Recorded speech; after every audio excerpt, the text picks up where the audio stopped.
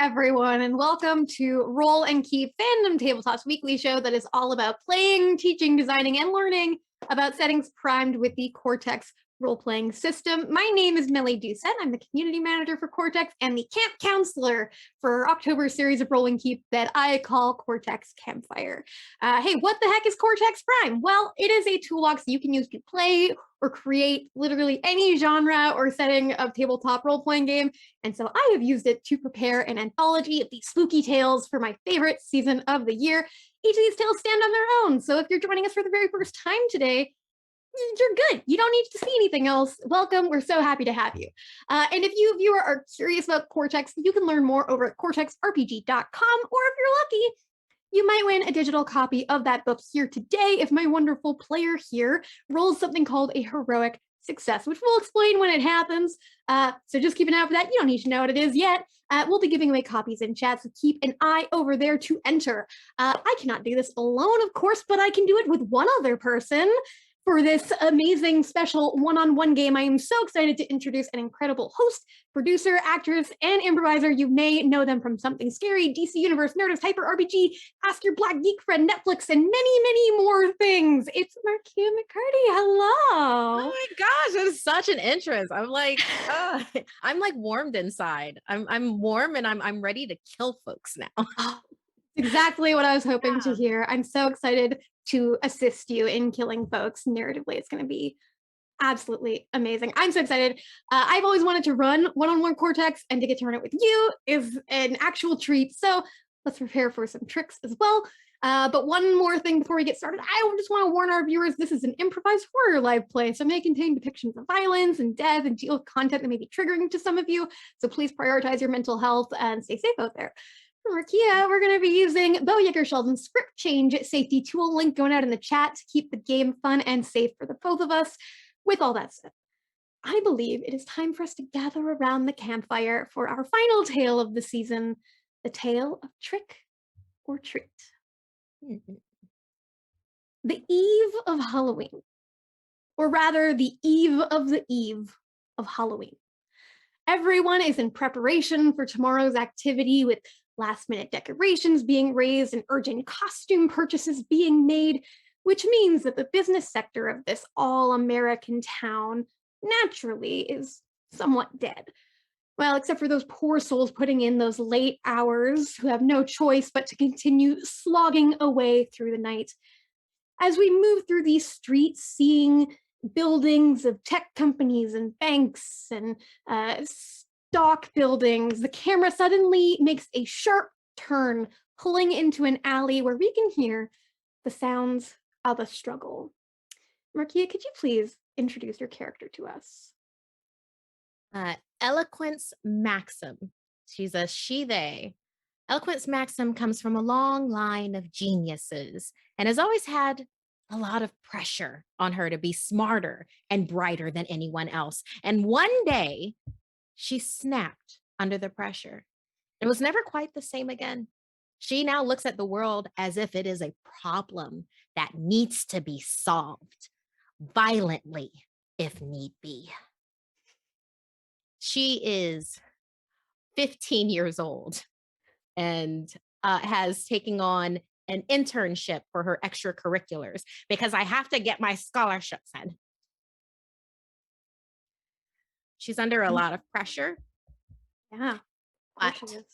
But aren't we all? Is what Eloquence doing any different than what anyone else would do? And what is she doing right now? You are in this alley the night before Halloween, a year since the first time you did something like this. Who is this person you are struggling with, and what are you doing to them? This person is Tabitha Torrey, who is my senior, the senior intern at our company. She has caught me installing a malware into her phone. I have a computer program that I've basically been able to root everywhere to be able to spy on whatever I want and to be able, it's just collecting information. It's just collecting information that you need to have and you have to have that. If Facebook can do it, why can't you? Exactly. Tabitha never let go of her phone. So then I had to grab it and then I had to run. And then I was going to pretend like I found it, but then she found me. And now we're in this alleyway and she's like bigger than me and she's yelling and she just wants her phone back. And I don't want her to tell anyone. Excellent. So you are struggling over this phone and she's calling you all of these horrible things. And she keeps on using that word crazy that is that's not you. And that's not a fair word to use for anybody. Let's gonna do a roll here. So this is how we do rolls in Cortex Prime is I'm the narrator. And in this game, I am using the mod called the Doom Pool. So I'm starting with 2 D6s in my Doom Pool. And as we continue this game and you start to roll ones, I'm gonna get to add more dice into that pool as the tension builds. But for right now, I've got 2 D6s. I'm gonna go ahead and give them a roll to set a difficulty for you here. Excellent. So I have a 7 total. I've got these 2 dice I've added together for my total. And so now you roll for me as she's calling you these names. She's bigger than you. She's stronger than you. You're fighting over this phone. What do you do? And go ahead and walk down your character sheet and kind of describe what traits you want to use here. Okay. So unfortunately, I am wrapped up in a physical altercation right now. I'm going to try to think my way out of it, though, through the use of pressure points.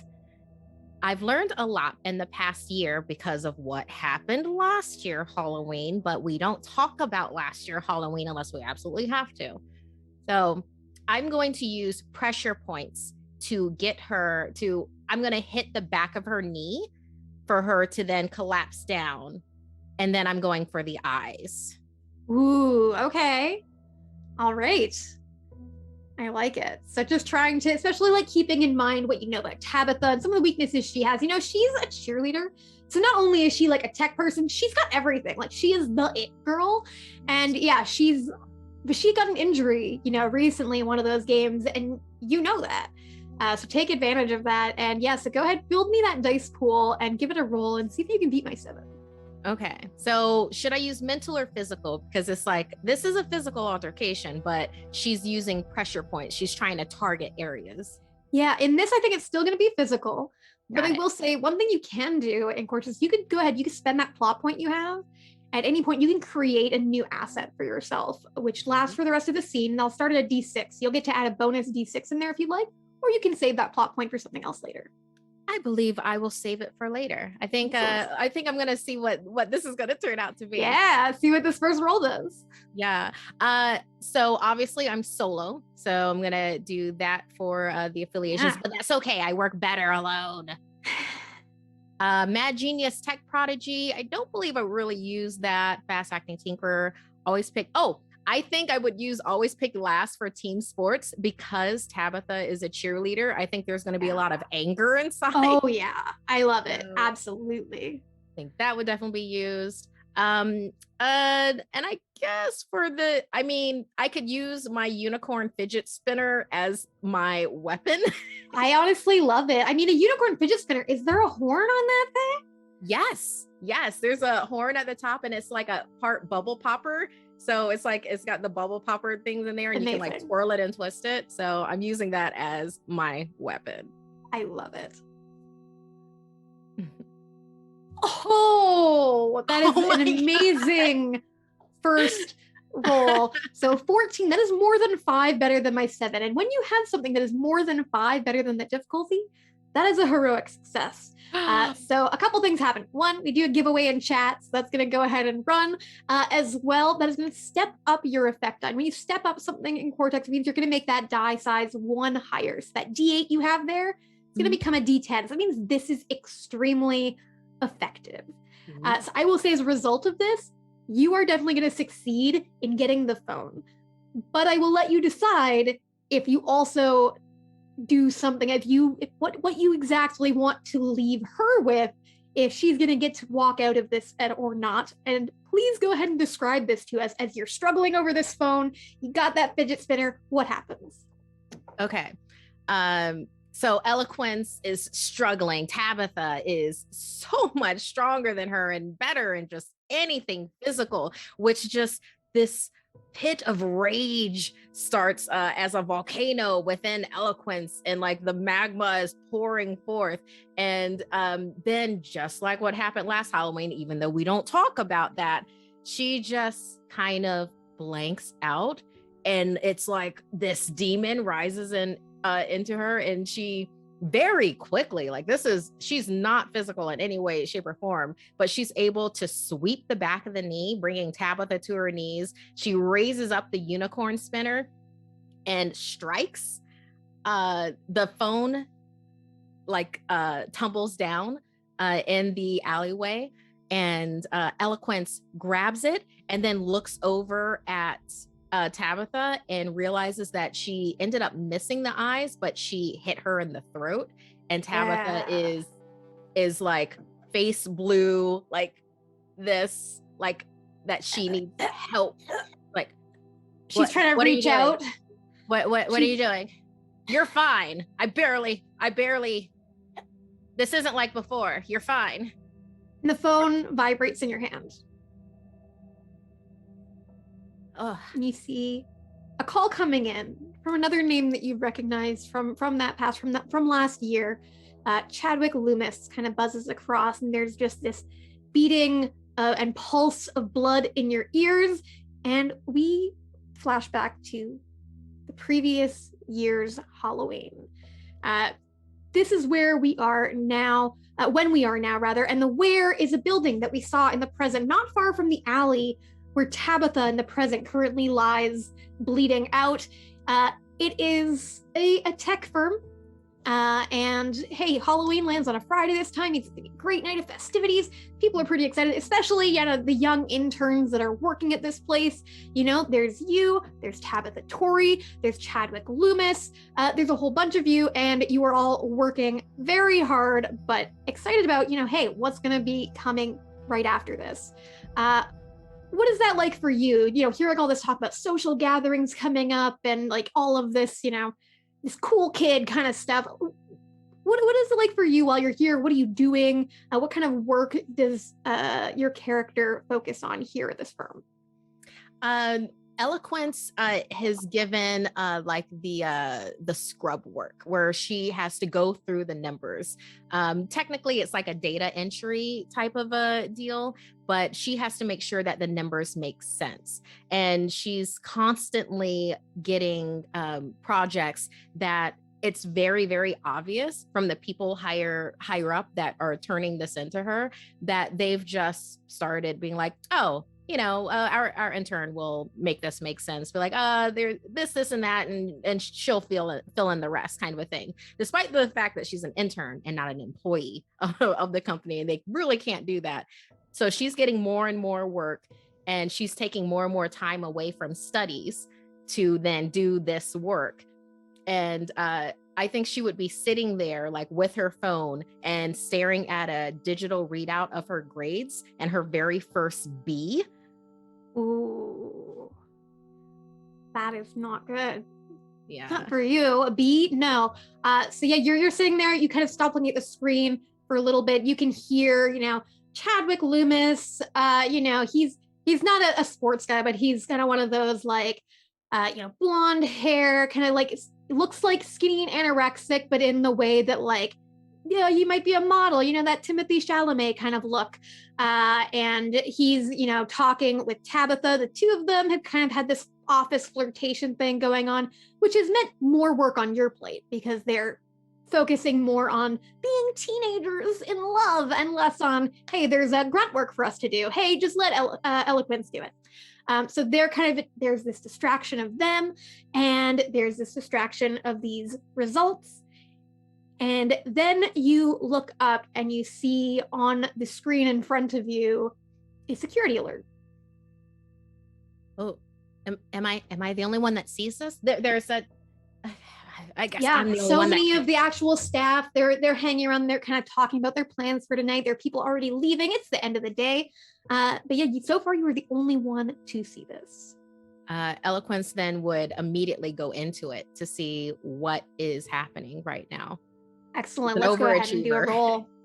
I'm going to go ahead and set a difficulty here. So I got those 2d6s still. I'm giving them a roll. I'm rolling not great. So I did get a 1.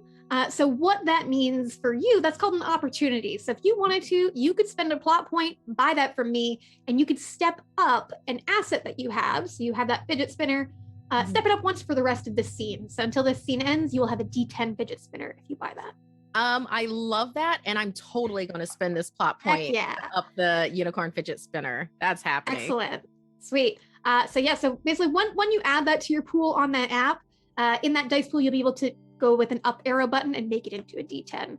But go ahead, this is a 4 you are trying to beat. Go ahead and build me a dice pool as you search for the cause of the security alert. Okay, definitely mental with this. She's getting into this computer. She's getting into this security alert. She wishes at this point that she had one other person helping her. She does not. So that is a definite solo. And I love Mad Genius Tech Prodigy for this. Definitely. So yeah, but what I'm going to do is I want to do the D4. Wait, no, I already use my plot point, so I can't. So you don't have to spend a plot point to get it. You gain a plot point when you do that. So I'm going to do the D4 with this. Let's see. Love it. Let's see what the dice have to say about this. Yeah, you're like, I can do this myself. I'm not going to tell anybody else. I'm a genius. I can do this. Like, this is how I work. Yeah. And she's going to be using that spinner to like help her think, like the bubbles like popping right into her ear while she's her other hand. So, and I get to do that one up to a D10. Step it up 1. Ah, that's so good. Excellent. Let's see what we got. Okay, it is your first one. So that is a hitch when you get ones. So that means that I can buy that from you. So I can go ahead and give you a plot point in order to buy that for myself. Need to double check with a D4 if that changes anything for me. Checking the rules. That is nuts. Excellent. So I'm going to go ahead and buy that from you. So you're going to get another plot point. So you'll end up with 2 from what's just happened here. Okay. And I'm going to go ahead. I buy that D4 and I get to use that to step up one of my 6s. So now I have a 6 and an 8 in my pool. But a 13 with a D12 effect die, though, is incredible. So absolutely, it's a heroic success again. So another giveaway in the chat. That's going to step up your D12 it propagates a little D6 extra. So you have a D12 and a D6 because D12 is the highest it can go. So what that means is that D12 is going to be, this was super successful. D6, I'm going to let you create another asset of some kind that's going to last for the rest of the scene. And I think this is going to be some knowledge, some evidence that you discover as you go through and you're fixing the security issue as fast as you possibly can. And what you notice as you go through is that there's a vulnerability that somebody left in this code. And it is, you can like check, you go through and you can see like who are the most recent like pushes of this code. And you go through and you see that this push right here, it was Chadwick Loomis. This was his mistake. And as you kind of look at this damage, as you fix the damage, but as you look, you can see that it has already impacted a number of the customers for this company. And as you're fixing it, that is when like the alarms start to go off for everybody else as they realize what's going on. What do you do? Ooh, well, I mean, if I've, because of his mistake, discovered a vulnerability in the system, I think Eloquence at this moment is going to turn that to her advantage. Like maybe this is the beginning of the program where she's able to get into other people's phones. Like this is where she discovers it and this is what she utilizes. I think she would totally do that. I love it. So yeah, you kind of start to take advantage of this vulnerability. Say, well, I can protect, this from being abused by people that aren't me. Yeah. I mean, I might as well use it. People, I'm Eloquence, and there's a difference. And sometimes you have to spy on other people to protect them and also yourself and your grades, because I got a B. I don't even know how that's possible. I love it. Yeah. So you're convincing yourself that this is the exact right thing to do. You feel pretty confident. You fixed it. Do you kind of like tell anybody that you've done this? Because everybody's starting to go in now and they're like, like it seems fine, but like these customers and people are already having to start to like make calls, and you can hear the boss yelling, like because he's getting these calls from these panicked customers. So he's like yelling at people to figure out what the heck just happened. Do you respond to any of that? Eloquence stands up amongst the hubbub and is like, I did it. It's fine. It's fine. I fixed it already. Why is no one paying attention to me? And finally, like people kind of like quiet down a little bit. And it's kind of that moment where like, you know, everybody's kind of dressed in these drab grays and stuff. And now like you in the blue kind of stand out, and the boss is just kind of standing there in front of his office door, and he's like, intern, in here. I'm coming. And Eloquence like looks over at everybody and just like kind of smiles like, I got called into the office. And then struts forward, be like, I fixed it. I did that. And she struts into the office. Amazing. So you strut in. He's like, close the door, take a seat. No problem.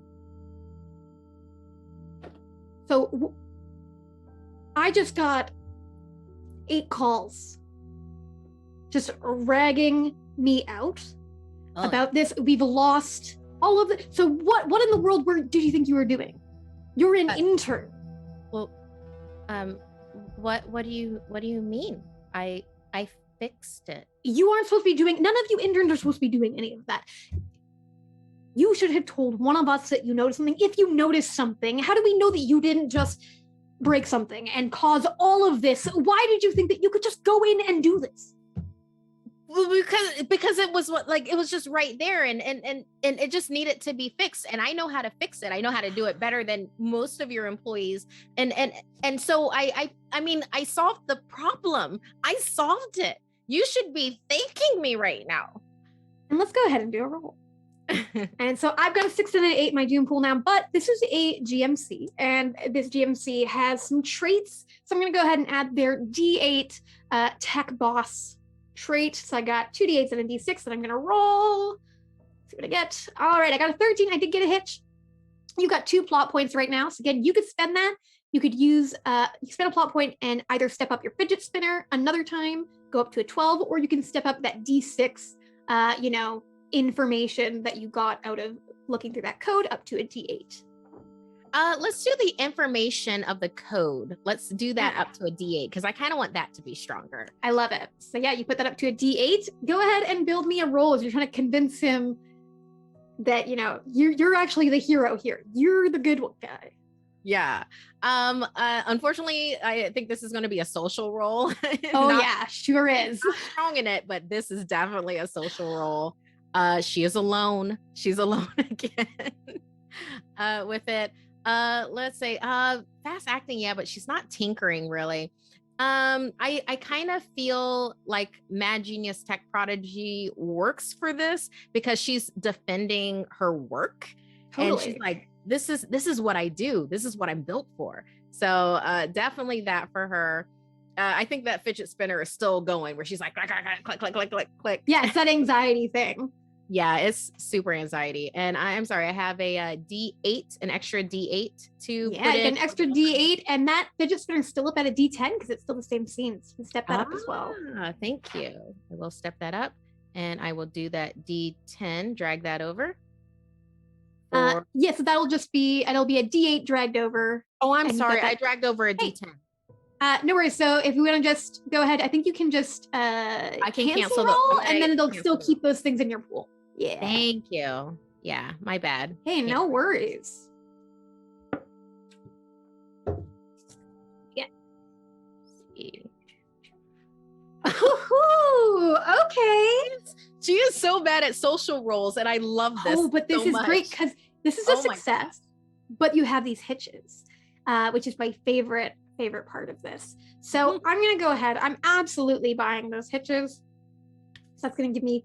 So I'm gonna take the 10, and then I'm going to use the 8 to step up my other 8. So I have a 6 and 2 10s in my Doom pool right now. So it's getting very tense, and the representation of that tension is because he does start to back down. You start to realize that you are actually making sense as you're describing this and what you did to fix it. And, he ends up opening it up on his computer, and you kind of go over there and you're pointing stuff out, really going through it, spinning that fidget spinner. And we just like kind of keep cutting. And it's this very tense moment, cutting. But the realization he makes as we see sort of the camera, settle a bit, looking at the two of you as a moment of calm finally settles, is that his nameplate reads Bradley Loomis. Because Chadwick is his son. Oh no. And so he makes the realization that you made, that this is obviously his son who made this mistake. So he believes you. But he's not going to lay this on his son. No way. And so he reaches up, he closes the laptop, he's like,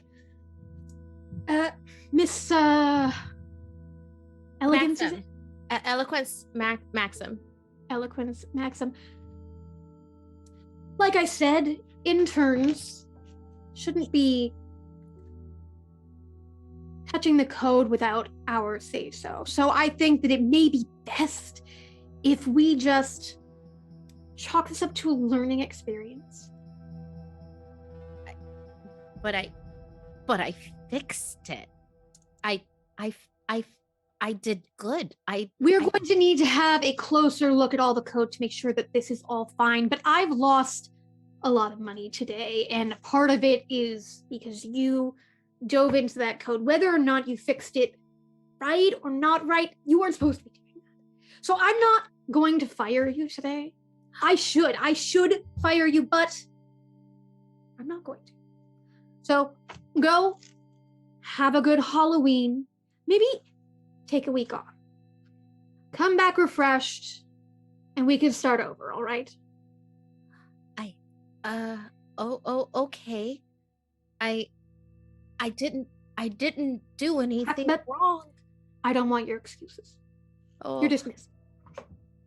Eloquence would very shakily go back over to the chair, pick up her small backpack, and like kind of put that on her shoulder, and then just like dejected walk out of the office. And like the wheels in her head usually spin very efficiently, but now they're just like kind of like hitching and glitching together, where it's just like, but he's the boss and he said this, but it was like, but I was right. And it's like, it was Chadwick, and I'm always alone, and why is no one smart enough? Why is no one smarter? It's like, and then she's like, all of this is going on in her head. Absolutely. Yeah. It's going on in your head, and you reach the elevator, waiting for the elevator with you. It's Chadwick and Tabitha. They're doing their little like young lovebirds sort of thing. But as the door opens, Tabitha realizes she's forgotten. She's like, oh my God. You know what, Chad, just go down and get the car, and I'll catch up. And she turns, leaving the two of you to enter the elevator alone. And the doors close. And he's next to you. He pulls out a vape pen. Of course he's going to use it in the elevator. It stinks. It's this like really off-brand grape-esque smell. Yeah. And he's vaping. He's not paying any attention. He's like on his phone with one hand, vaping with the other. What do you do in this moment? Eloquence, almost underneath her breath, but still as forcefully as she can. It's because of you. It's your fault. You did it. And he just kind of like hears mumbling. He's like, do you want some? No. And you should respect other people's airspace, and you should respect other people's equations and security. But people like you don't, and will never. And then you have your daddy to clean it up for you. Well, like, chill. Like, I don't know what you think that you know. Like, you're not as smart as you think that you are. So just like, take it down, chill a bit. Like, people would like you more if you were just nice, like smiled more, and like, went to like, nights out with us. Like, hey, it's not my fault that nobody likes you. There are plenty of people that like, it doesn't matter. Name one. my my t- my Yeah. my college tutor likes me. Oh yeah. My college tutor likes me. Do you pay them also? You have to pay tutors. They deserve. Yeah. And sometimes people, if you pay them enough, they'll really potentially like you. That's not what it is. That's not what it is between me and Chantilly. It's not like that. Chantilly is like, she's super smart and she likes me as a person. Like if we didn't pay her, she would still like me as a person. But that's do you ever hang out outside like you're tutoring? Just like wondering. Well, no, you have to study and you have to get good grades now. Yeah. How's that working out for you? I got my first B today. Man, that sucks. Hey, I overheard my dad yelling, like, it seems like, maybe a week break's gonna really serve you well. You're not gonna be here to mess things up and you're gonna be able to like get your grades back up. Maybe I'll just like help you get your life. You can like think about things, like when you come back, I mean, you could come totally hang with me and Tabitha like once and we could see like, if you'd be a good fit or something. I don't need a probationary friendship. I don't need a week off. What I need is for people to stop being self-serving, nepotistic buttholes for one day and respect the science, respect the logical thinking. I can't stand you and everything you represent. And it's just nearly to the parking garage. Is there something you want to do in this moment? Okay, so he was vaping and he was actively paying attention to his phone. Yeah. Okay.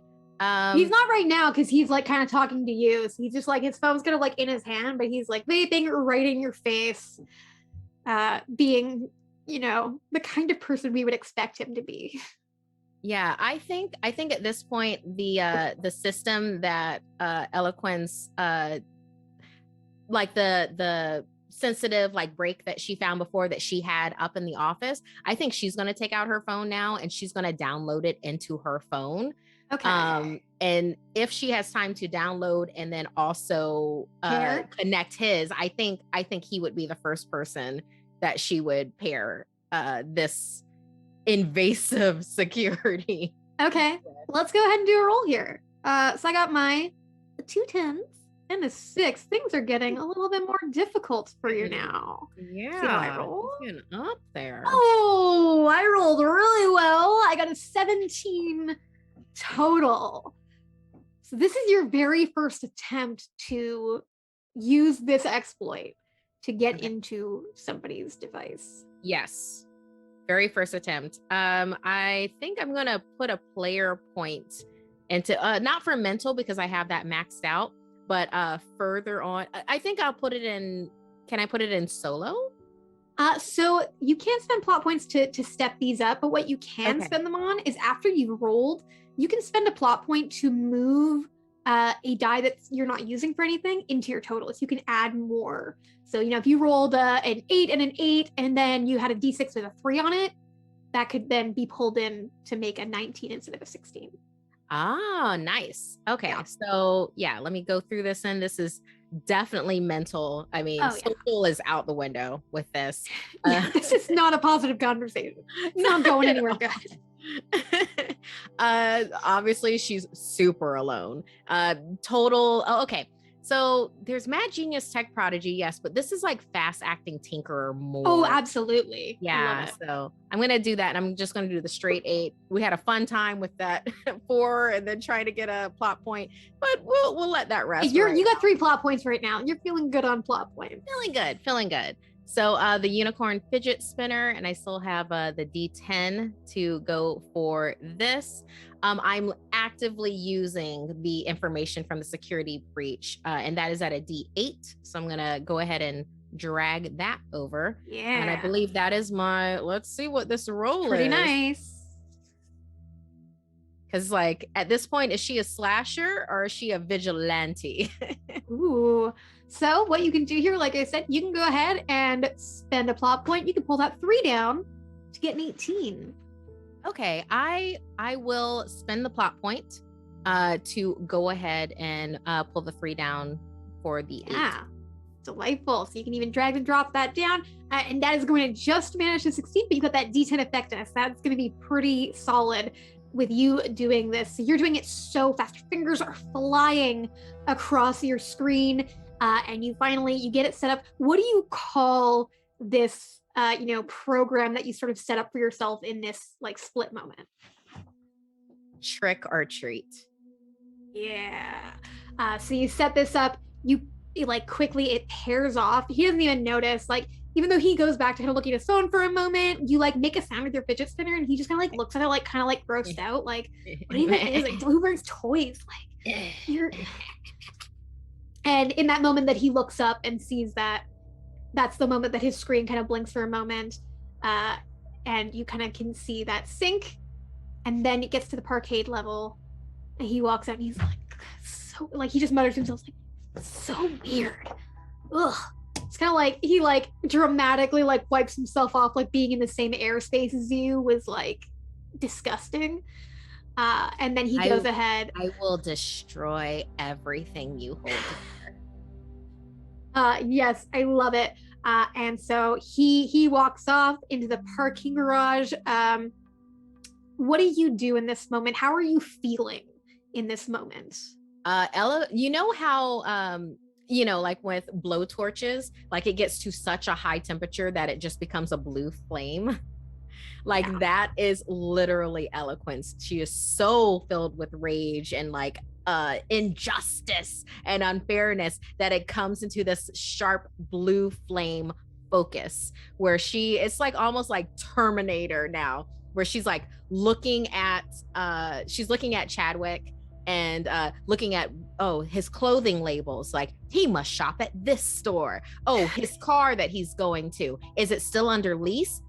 It is, and this is the leaseholder, kind of a thing. It's I'm gonna look at his for his top fans and totally. His top friends. That is what you are so focused on this as you leave. I mean, you don't have a car. You're not like Chadwick, your daddy's not rich, nope. But this is the way out, and you start walking kind of your way. And as you're walking, you're just thinking about these things. You're thinking about finding all this information. You're analyzing kind of everything that you know about him, getting really worked up. And that's when you hear from behind you, hey, baby, just smile. And there's this kind of drunk seeming guy, because, it is Halloween night and you only got off work at 8 or 9 o'clock. So he's just kind of going towards you, he's dressed in some really stupid costume. He's like a voting box, but the thing that you pull on that I can't remember the name of is at his crotch, and he's just kind of stumbling over towards you. What are you supposed to be, a blueberry? I'm myself. Is he alone? He's alone. Yeah. Eloquence is going to look at his shoes and the jewelry that he's wearing, and I'm feeling like she's going to clock him as a very, very privileged person. Totally, 100%. Super privileged, who's alone right now. She's going to use her newfound technology to get into people's systems to sync with his phone, so she can get a hold of funds to be able to take out people in Chadwick's orbit, because she has no funds of her own. So totally.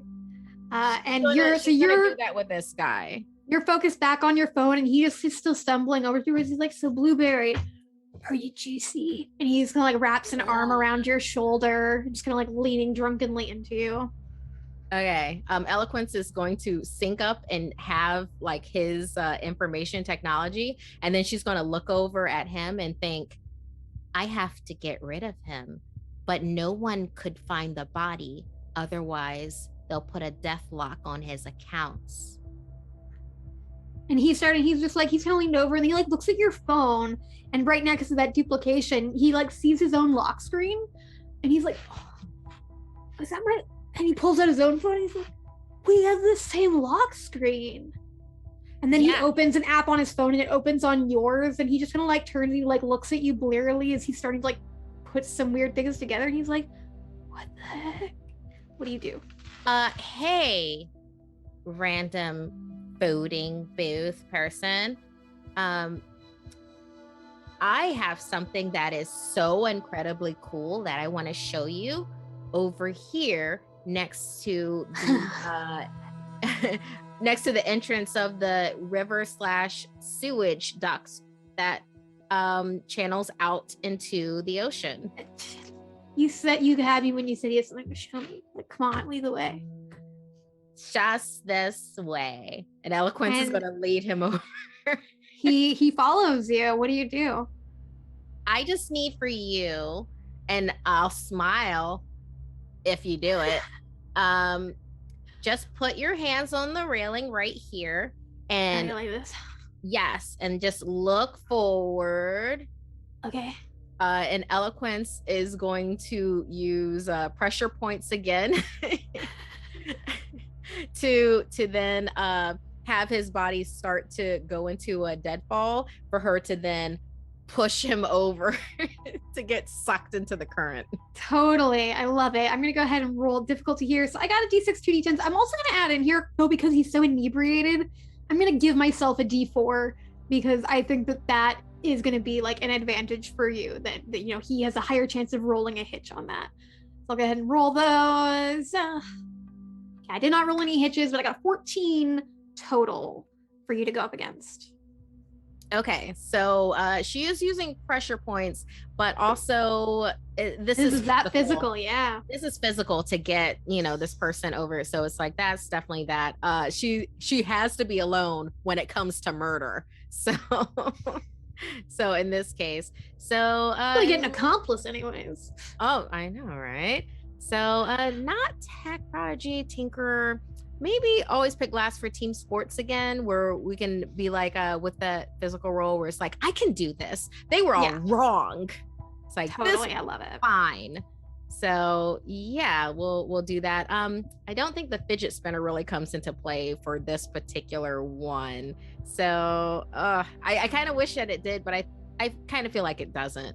But she did use the information to basically steal his full. Yeah, I'll give you that. So that's a D8. Okay. All right, so we'll do the D8 for that, and we'll do the roll. See. Oh, oh no. All right. Here's the thing, though, is that, you know, is it too late to spend? Wait, no, you got like a 13. Yeah, and you can't use those ones. Any of my other plot points. Not on this one, but it's okay, because here's the thing, is that in Cortex, failing a roll doesn't necessarily mean that you failed to do what you're trying to do, but it means it did not go well. So I'm gonna say that you succeeded in like killing this guy, but it's a lot messier. This is your first kill. So much messier than you're expecting. I'm gonna go ahead and buy those hitches from you. What were they? D8s, I believe. So you're gonna get 2 more plot points. Okay. And I'm those gonna are gonna start be spinning these. Yeah. So I'm gonna go ahead. So that's gonna be. I'm gonna take one as just the. Yeah, actually, no, both of them are D8s. I got 6 2D8s, 2D10s, and so what's gonna happen here is that you are successfully like pushing this guy, but he's like he like flips around, just kind of like tumbles over, and then he like you hear his arm snap as he's trying to like hang on, but the force of the push just like snaps the arm, bone pops out of the elbow, and he kind of like turns around and he like hooks his other elbow around. He's like, whoa, and he just like immediately sobers up from like the fear and the pain. He's like looking at you like, what the heck? And what do you do in that moment? I think Eloquence then like looks around and she sees a cinder block that is like left over from some sort of construction, and she like hiffs that up like you were just supposed to go in, and like yeah, hits it, and you don't notice like splatter. Totally, you don't notice like one of the rings from his finger that kind of like tumbles off before he falls, kind of like caught between the cinder block and the rail on his hand. as it just kind of tears off, tumbles around. You don't see it. There's this blood, and you're so out of your own mind right now as he falls and he gets sucked in, and you can hear him screaming and calling out. And we go back to the present day where you're holding that bone of Tabitha's and seeing as Chadwick is calling, and there is a pool of blood at your feet. And what happened? Tabitha's there and she's dead. What are you doing? We're now a year from that first kill. I had gotten busy, but I almost forgot that I was supposed to. She's talking at the phone while it's ringing.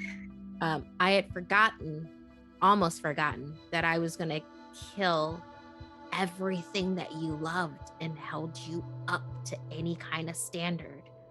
And I'm going to make sure that happens, all of it, tonight. Yeah. And then she does a reject call. Oh yeah, excellent. You reject it, and we cut over to you walking down a street. You have walked many times in your studying of Chadwick, and the phone buzzes again, and you look, and there's like 20 text messages missed from Chadwick. He's like apologizing for everything he thinks he's ever done to Tabitha. He's trying to figure out where she is. They got a Halloween party tonight to go to, and you are heading towards where you know he is because he is waiting for her at her place. And you also know, because you have Tabitha's phone duplicated as well, and you know that nobody else was going to be home for her tonight. So he's waiting somewhere alone. Cool. What is your approach like? Eloquence is going to do psychological warfare on Chadwick first.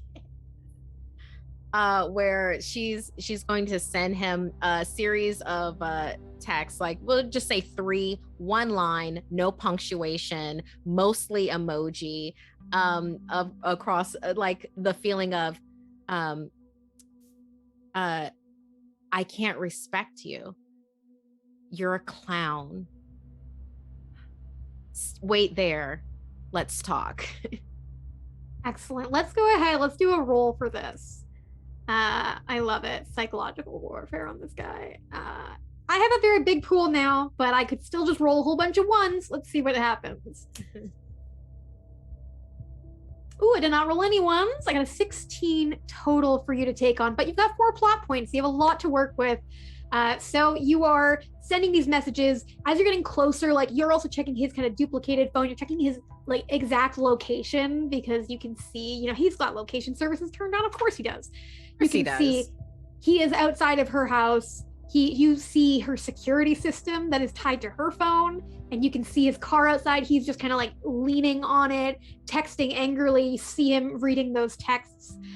So let's go ahead and do a roll as you are following that. Okay, since this is psychological warfare, I'm like mental as opposed to social, or how are we feeling here? I give you mental on this one. Okay, awesome. Again, this is solo. I think she's just going to be a lone wolf, really. I like fast acting tinkerer, but I think that's more of like an in the moment kind of a thing. We're going to go with tech prodigy. With this one, and I do feel like her doing this, like she's back in her element with it. I feel like that fidget spinner is going like so that you still have that. It's back down to an 8 because that other scene ended. That other asset is gone as well because that scene has ended, but you've got your 8, 8, 10, 12. You could, if you wanted to, spend a plot point and make a D6 asset, which you would have for the rest of this scene. Okay, I feel like I definitely want to do that because I've got the plot points to spend. So I'm gonna go ahead and spend one of those. And the great thing is, because now you've got that made, next time I roll a 1, you can buy it and keep stepping that asset up. So I like this. Okay, I think that since the time where she took over the funds of that last person, or her first victim, I feel like she then learned something from that to like always carry a type of weapon on her because there won't always be a cinder block, you know, around. And I feel like she's probably a slasher. She probably keeps it as legal as possible as she can get away with being a 15-year-old girl and saying like, oh, it's for defense, you know, kind of a thing. So I think she's got a one of those blades that has like notches in it for like tearing. Yeah. Yeah. So Yeah, I nice think that's serrated blade. a Love it. serrated blade. So she has that. And that will be the D6. And see what the roll will be. Oh, Wow. amazing. I think that was the right asset to get. Fantastic. It was. Look at that 17 that just beat my 16. You got no hitches, so I'm not making the doom pool worse. This is very successful. You can see in that security footage as he's reading them and getting really worked up. He's like, you can't hear him because it's just silence through that security feed, but you can just see, like, he's like swearing and he's just kind of going off a bit. And he starts to get really like frustrated, but he is standing there. He's Eloquence waiting. is like, she's living off of this. Like she's like buzzing off of this, seeing his frustration. I love it. Yeah, so he's definitely getting very frustrated. And then he's just, and he just kind of expects, okay, fine. It's the same way that they always sort of meet.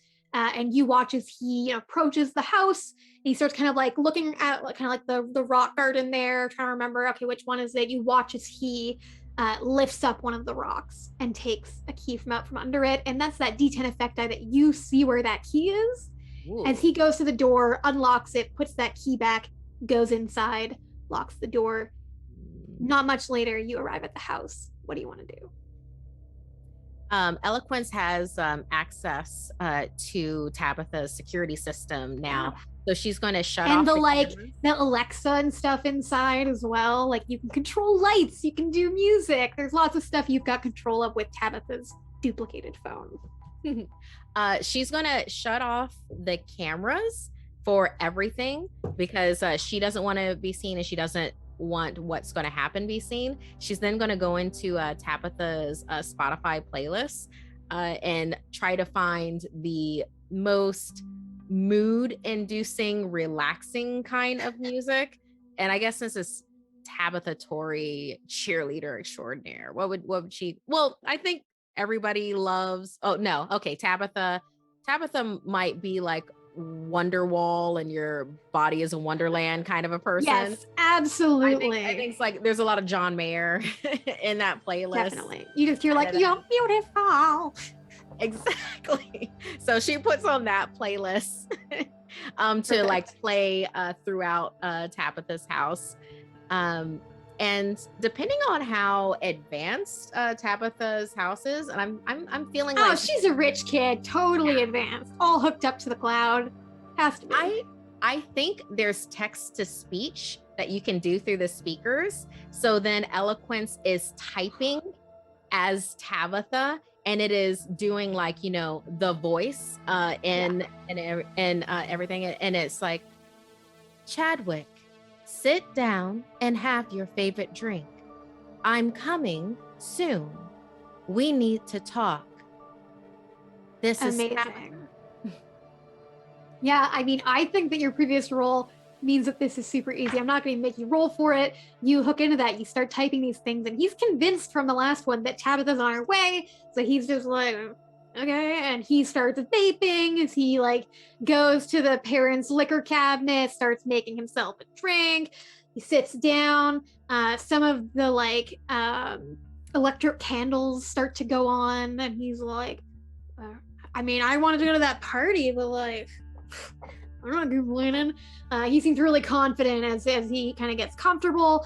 You're at the house. You can see him through a window. He is completely relaxed. He is at your mercy. What do you want to do to him now that he is so vulnerable? Okay, so Eloquence's long-term plan for this, and by long-term, I mean by the sunrise. This 5-hour plan that's happening is that all night. Yes, she is going to get the key, get inside with whatever sleeping pills or what kind of like the kind of like something to knock someone out kind of a thing. She's going to doctor a drink for Chadwick, put it on like put it nearby, and then like hide, do a text to speech to then get him to drink it, because she is going to tie him up, kill his friends and family while video recording that, and then go back to him, show it, and then kill him. That is her plan. I love it. In this moment, so you're currently outside and you're like, okay, I'm gonna get inside, I'm gonna make this drink. And as you're sort of like making this plan, watching him through the window, the light of the neighbor's house comes on. You hear a door, and somebody kind of steps outside. They're talking on their phone, and they're like, wait, I'm so sorry, I think I see. And you can like kind of hear the crunching of grass as they sort of approach you. There's a hedge between the two of you, but they are coming your direction. What do you do? Eloquence starts what's the rating of this stream? This would be like a PG-13. You can throw in, we get a couple of swears. I don't know exactly what you're thinking here. You can put it in chat if you want. Okay. I can thumbs up or thumbs down for you. Let me put it in chat for you.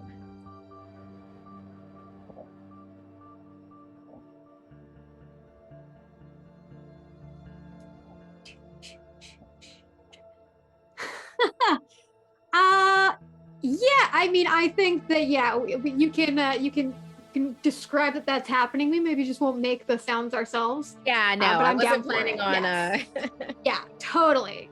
Okay. So Tabitha starts making loud orgasmic noises.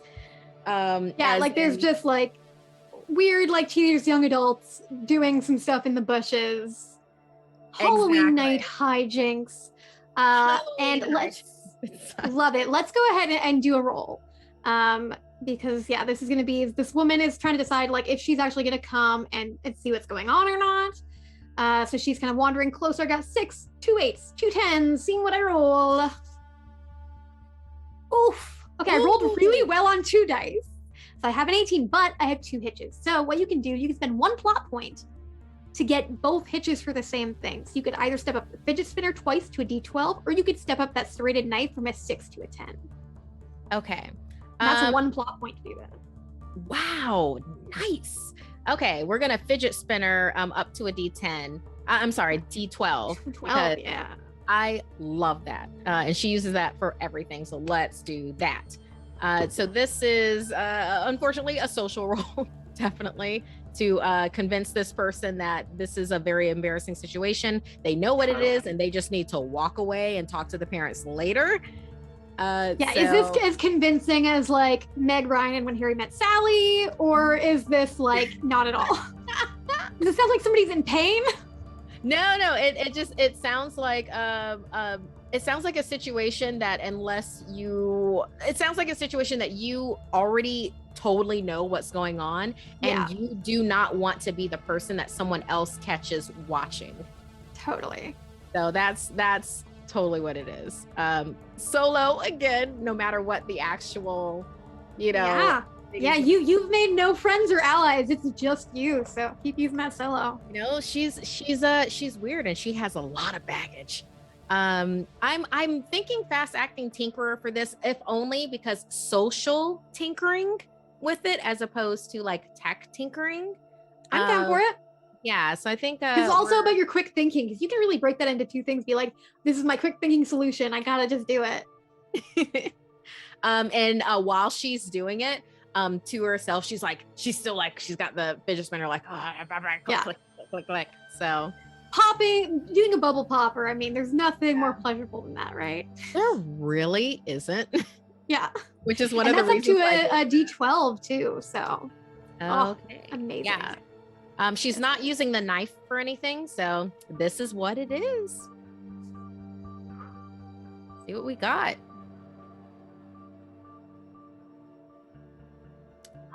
Oh, so close. What do you got there? It's not showing up on my screen for some reason. Oh no, I found it. We're good. Yeah, 17 with 1 hitch. So what you can do, you can take that effect die though, and you can spend a plot point and move that over into your total if you'd like. Let's do it. Heck yeah. So you're going to put that up to a 23, which is incredible, which that is even a heroic success once again. So we're going to do another giveaway in chat for that. And that other die that you rolled a hit on was a D8, correct? Yes, it was a D8. Sweet. As far as I know. Yeah. I'm going to go ahead and I'm going to step up one of my 8s to a 10s, and I have 3d10s in my pool. And what that is she buys that's what this sound is, and she like immediately stops and she's like, oh my God, I hate these neighbors. 1 second, I'm going to call HOA. So she's basically like, cool, she's going to make this complaint and maybe you'll get some more attention, but you have bought time for right now. So that is that kind of ratcheting up of the tension. And then you go ahead and you can make it inside of the house. And you're very quiet. There's this music covering you. And he's just like laid back, he's chill.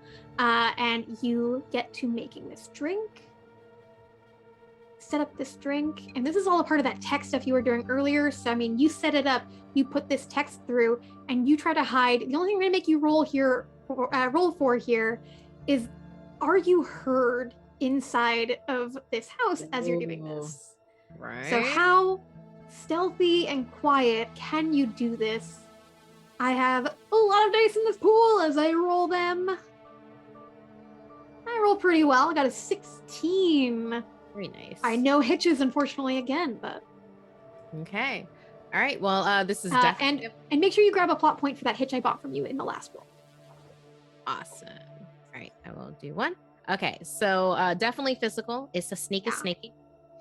She is alone, and okay. Well, she's doing the sneaking. I think always pick last for team sports would come up, because at a certain point, there's probably times where she just made sure that she was absent when it came to the point. I've been there. So like, if I don't show up to gym, they can't pick me last. Didn't do anything like that. You know, it's like I wasn't even there. So I might have been picked first this time. Who knows? I wasn't there. I don't know. So definitely that. Oh, okay. Unicorn fidget spinner, the fidget spinner part, not the bubble popper part. Totally. Like just spinning the spinner part. I like it. So that's that D12. That's at a D12. Okay. She's not using the knife. She has it at the ready, but she's not using it right now. Totally. So that is everything. Ooh, I see it. Good thing you have plot points. Yeah. I'll do the to put my effect over the effect dice over. Okay. Boom. That has been a heroic success. Then you get that D6 down into the effect die. That goes up to a D8 because of a heroic success. So this is, that's a pretty good success as you make this drink. And even when there's a couple of, you're kind of like stirring it, getting those like sleep pills, Tabitha's mom has a suite of sleeping pills, as all suburban moms seem to in fiction. And you are just mixing those in, making sure it's nice and heavily mixed, a special drink. You kind of set it up really nicely. You kind of decorate a little bit. You kind of get the napkin placed just right, a nice diagonal. And there's a moment where, like, as you're kind of tiptoeing, the floor squeaks just a little bit as you kind of close the kitchen pantry door behind you. And Chadwick hears, he's like, well, Tabby, that you? And he gets up, and that's when that message comes on about the drink. And he's like, I mean, you could just come out here, I'd be just as fine. But I mean, like, woman of mystery. Okay, I can play. Goes and finds a drink, and he's like, all right, I'll be in the living room, I guess. And he just goes and he sits, and you wait, and then you hear a thump as he falls unconscious and hits the floor. Oh, finally. This is everything that I've ever wanted. He and all of his kind will pay. She's going to go and tie him up in the garage. Yeah. Like tie him to a chair, kind of a deal. Or if there's a car in the garage, she'll tie him to the tire axle. Yeah. Like reach underneath the car and then like do like bungee cord or whatever is available there. Then tie him to the car so he's not going anywhere. Yeah, totally. So he's super tied down, and you've got like kind of on the door of the garage, You know that there's like a projector and like kind of the game room that's just off of the garage. You like take that and you set it up in here so that it can project. You sync that not onto your phone, of course, onto his phone, so that you can have that kind of connect in as you're doing your later plans. And as you finish getting all this set up, he starts to come to. Oh my god! Oh, what the? And he sees you. Hello, Chadwick. What are you doing? Are you and Taddy friends? Like, wait, is this like? Are we gonna be? Is this gonna be like? No. Oh no. I mean, I was pretty sure not. Like, I feel like Tabby's gonna. No. Why am I tied? Why am I tied up? What the heck's going on? Where's Tabby? You're tied up because finally, today, tonight, a year from the day that you and your family destroyed my life, you will have your reckoning, Chadwick. I mean, I don't think I didn't ruin your life. Like, I think you need to like take some ruined my life on the worst day of my life. You did it. Okay, just put the knife. We can talk about this. Just put the knife down, okay? We can totally talk. Like, I can, I got money. I can give you money. Like, is that what you want? Like, that's totally cool. Totally. I have all the money that I need. I killed an investment banker. I've got all the money I need. Okay. And I invested. He had a manifesto. He was gonna like go ahead and like publish that book, and I used all the tips in it. I'm fine with money. Thank you, Chadwick Loomis. Okay. Like, what do you want? Like, I could give you so many things. Like we can talk about this. Like, what is your plan? What's your plan? You're gonna give me everything because I am going to destroy your life and kill everything and everyone that you love while you are tied to this car. Okay. And then maybe you will realize what real loss is and responsibility for one's actions. I'm talking consequences, Chadwick. Look. You don't have to do this. I mean, like, hey, really, it was all my dad. I didn't tell him to, put it on you. He did that because he's a bad daddy. I mean, he has never let me fail at anything in my life. It's really all about him. It's the people that raise you. So, I mean, like, look, like, we could totally work together. Like, why don't you let me help you? Like, you want revenge on my dad? Yeah, I'm cool with that. If he dies, it benefits me. It's great. And it benefits you. It's great. We could totally work together on this. Just like, I'm young. I got great hair. Like, I don't want to die yet. What a great idea, Chadwick.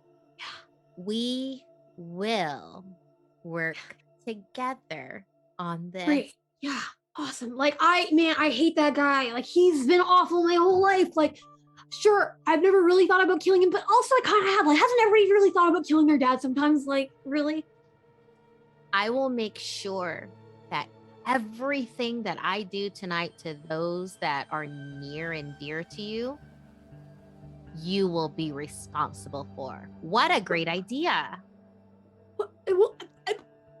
Eloquence is going to turn, with like Spotify and Alexa, going to turn on the music. She's going to choose a loud playlist, a loud Halloween type kind of playlist to cover any yells that Totally. There's like, have. Some like death metal screamo stuff. Absolutely. Yeah. Loud, but not too loud that there's a noise complaint, but loud that he'd scream himself crazy before anyone would hear. Totally. Absolutely. See, he's tied up and he's calling after. He's like, no, don't do this. And you set up that player so that it's now kind of going to be able to stream once you are starting to stream, and you leave him there for now. Where do you go first? Who is your first target? It has to be the boss. Totally. We're gonna go with the boss first. We're gonna do boss and then best friend because we've already done love of Chadwick's life. So totally. Yeah, absolutely. So you go ahead. You're going. We have this kind of music overlay of that death metal. Is now you're kind of like walking down the street, like totally prepared to do this. You head back kind of to the business center because you sent a text from the duplicated Chadwick's phone hey dad, where are you at? He's working late. He's at the office. So you know exactly where you need to go. So you head there. You do know that the front desk, it is staffed. There is security. You still are technically an intern here since they did sort of wave it away. But this is pretty late night and there's nobody else working. How do you want to get to the top floor where this boss is? Well, Eloquence doesn't want to have any kind of official record that she was in the building. Totally. So probably at a back entrance, there is a scannable thing, like maybe like a digital card. And since she has Chadwick's duplicated phone, she's going to use maybe like a QR code or something like that. She's going to use his entrance to be able to get in. And I think that she probably, let's say before she tied Chadwick up, she took his hoodie off and is now wearing it. I also want to offer, if we rewind a bit, because his car is outside, you could totally also be driving his car. Definitely. Yeah, that is such a rewind. His car, you've got his hoodie, you've got his ID card, you got everything. And you are able to, you kind of go through the parkade, you scan through the elevator, and he's got some advanced access. He's the boss's son, and you start to make your way up to the top floor. It dings, gets the attention of the boss because he thinks, hey, this is my kid's here to see me. And he, as you step out of the elevator, he's walking out of his office. He's got a drink in hand. And he's like, what is it that you want to talk about now? And he stops because he sees you. And he's like, oh, Miss Elegant, what are you doing here tonight? Nobody else is really working. Chadwick hired me as his assistant, and I have to go over some things with you before he arrives. Can we talk in your office? Yeah, I really need to talk to that kid. Yeah, come in. And he kind of goes in and he's like, are you old enough to drink yet? If you want to fix me a drink, you can, because in the UK, I can drink, and it's part of the world, so why not? Whatever. And he makes a drink. He kind of sets it down, sits behind his desk. Okay, so what is this all about? How did he trick you into being his assistant? There's a number of things that Mr. Chadwick needs to bring up with you. A number of family things that also leak into the business. Eloquence keeps talking as she's rounding around the desk. And if the camera angle is right, she has the serrated knife in the other hand. You have been holding Mr. Chadwick down for all of his life, covering up for his mistakes and instead of letting him own up to the consequences and become his own type of person. I am simply relaying what Mr. Chadwick is saying. In a respectful manner, sir, Mr. Loomis. I have a 3-point plan that I am supposed to relay. I will make it. I give him everything, and this is the stuff that he pulls on me. Yeah, go ahead. I've got nothing else to do. Go ahead, Miss Elegant. It's Eloquence, sir. Eloquence. Sorry. There's a lot of people. I can't remember every intern's name. Go ahead. Right. Who'd want to do that? Well, sir, just simply to say, like I said, it is a 3-point plan. Eloquence has moved around to his side of the desk. When she was just a quick rewind, when she was coming through the office to his office, she grabbed just a random sheaf of papers, which she then puts down on his desk and points at. So, Mr. Loomis, I want to direct your attention to the first point. And when she says that, she's going to stab him in the neck. All right. Let's go ahead and do a roll here. I'm gonna let you either. I think it's the same for you either way, physical and social, because I think you're either using it to lull him or you're doing that physical of the stab.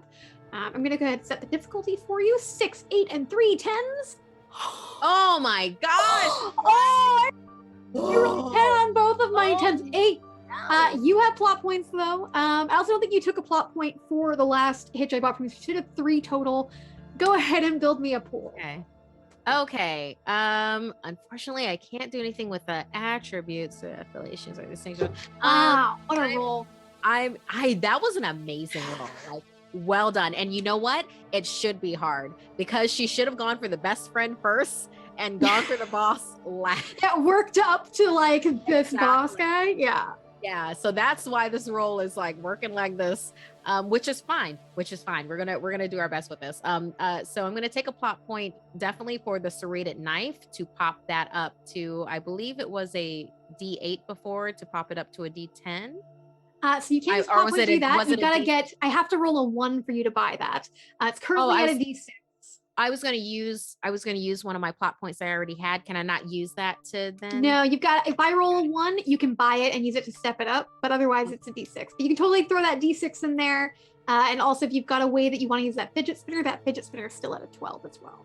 Okay, awesome. All right, so social definitely with this roll. Then it's like some misdirection happening. Totally solo. I mean, everything that she's doing is. Yeah, you refuse this potential help from Chadwick, and you're just like, no, I got this. Yeah, well, because I don't think she believed him that if she untied him, that who would believe him? Now he's just got the face of a weaselly liar. I'm gonna use always pick last for team sports, because it's just like I feel like that that blue flame of rage is still like going in from that, so we're gonna do that. Totally. Fidget spinner, yes, I think she's bubble popping with her free hand. It could be part of the distraction too, of like, hey, you've got this thing going on and you're gesturing with it. It's really hard to notice the knife when you just see like this flashy unicorn themed fidget spinner going on. Right. And I had done that up to a D12. Yeah. Right. And then I'm definitely using that serrated knife, which is at a D6. Yes. So that is what we have. And let's see what we get.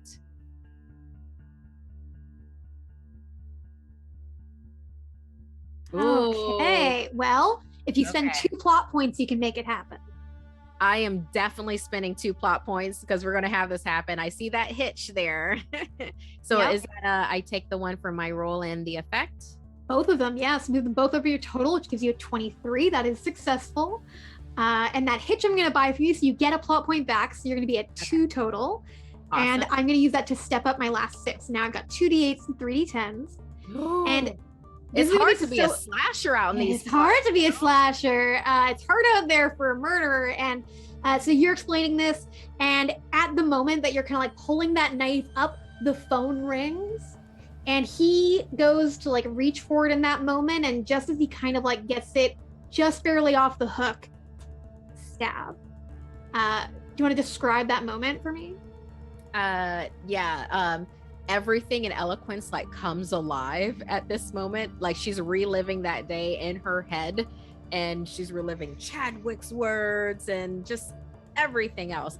There's a cinematic like musical pause as she's pointing out the thing to him and doing the unicorn fidget spinner, and then it's just like a breath is taken. She plunges the knife into his arterial, and then the music like swells up again. His hand falls away from the telephone, blood splatter sprays onto the hoodie, Chadwick's hoodie that she's wearing. Absolutely. And it's off the hook enough that you can hear kind of a mumbled voice coming through. You get the sense that it's one of the customers, or it's some other, actually the sense that it's a contractor of some kind. Just quick rewind there. A contractor who has been looking into this wider issue of some malware that has been getting into a lot of devices. And you hear this kind of call out of this trick or treat thing coming in from this phone. And, just, hey, wait, Are you there? You there? What do you do? Okay, I think that at this point, Eloquence would have speech replication software to make it sound like a person. Yeah, it's like recorded all their calls and isolated the words so it can put together a sentence. Yeah, and she's gonna put in there in Chadwick's voice, "I hate you, Dad. I've always hated you," and then hang up the phone. Oh, yes, I love it. And for a moment, we're going to cut back to Tabitha's house where there's this music playing and there had been these people, doing something in the bushes. And kind of the head of the HOA has arrived. They're knocking on the door and trying to sort of get somebody's attention. And it just kind of like pans over, cuts through the wall of the garage as Chadwick is trying to scream, trying to do something, seeing this video of you killing his dad on the screen and trying to get the attention of this woman. Can't yet. And we cut to now you arriving at the party that you got the information from out of Tabitha's phone, out of Chadwick's phone, the party with all of their friends. It is at this really nice house. Again, no parents here because of course they let their little rich kids do whatever they want. There's a pool. Everybody is in costume. Everybody has masks on. Do you dress up or are you just keeping that hoodie and nothing else? Bloody hoodie. That is her costume. Totally. And you also find in that vehicle, as you're kind of like, getting there, you kind of turn and you see sort of like a bag in the back, this orange bag from like, Halloween City or whatever. And it's got like just really basic, like ghost face screen mask in it. And just like a very simple costume. You can totally put a mask on your face as well. Ooh, yeah, I think gonna grab one of those and be like that with like the Chadwick hoodie, nondescript jeans, and like walking to the party looking for Chadwick's best friend. Yeah, at a glance, totally looks like Chadwick. So you arrive, party's going on, and somebody's like, "Chad, bro, why are you so? Where's Tabitha? You guys have a fight?" And be like, cool, and then just like cool? nod in the hoodie and like bro. Look kind of I'm so sorry. Do you want to like talk about it? It's like a little nod and like little like shoulder hitch kind of thing. Okay, cool.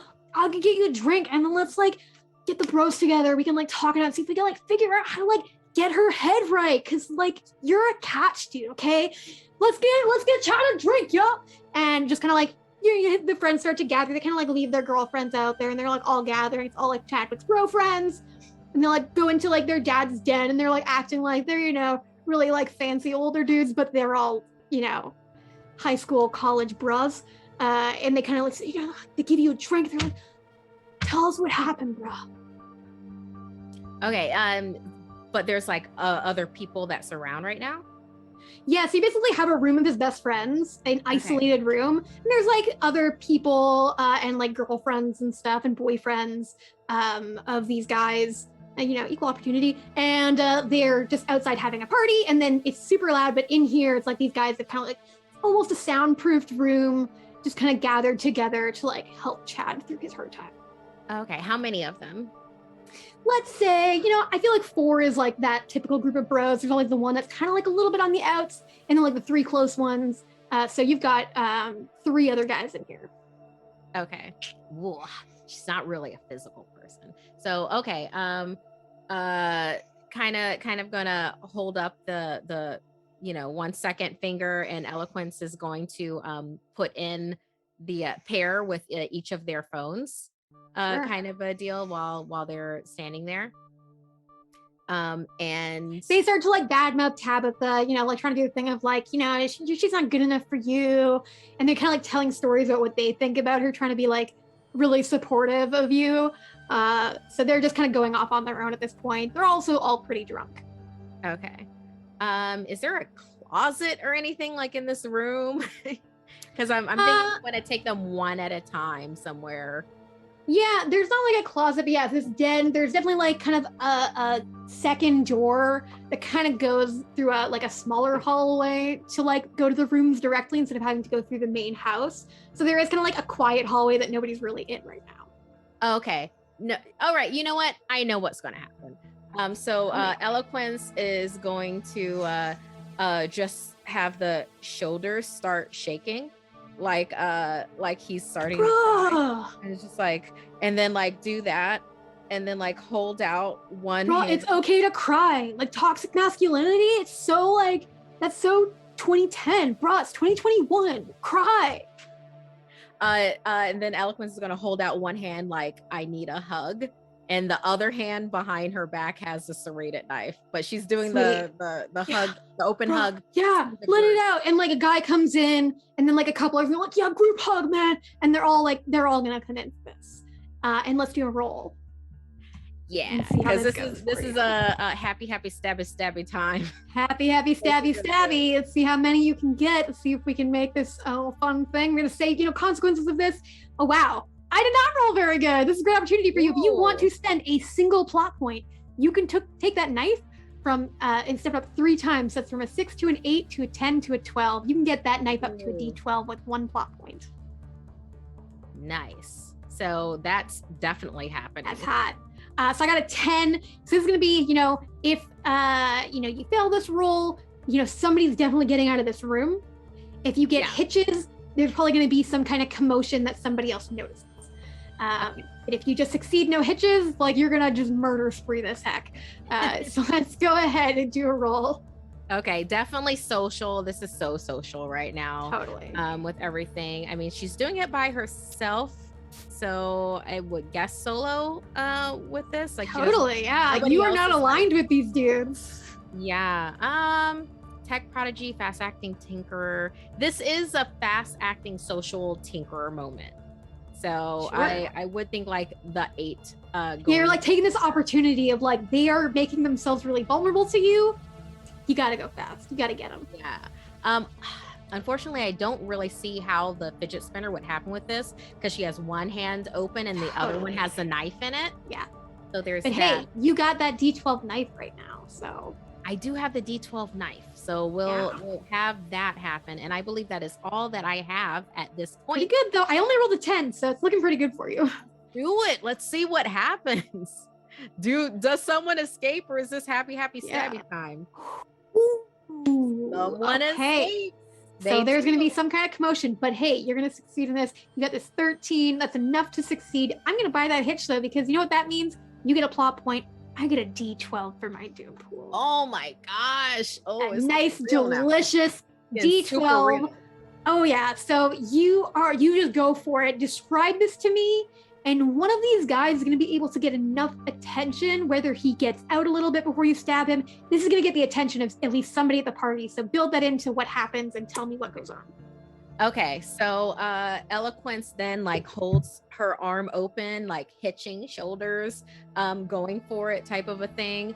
And then like his 4 bros like come on in, like Chadwick is trying to get like our love, and this is gonna happen. And Eloquence uses that, keeping her head down. She does the serrated knife. She's like slash, rip, like going going for torsos. I feel like she gets all of them, but 3 of them she mortally wounds. 1 is just like a little bit too far back and a little too quick, and I feel like he'd be like, Chadwick, what?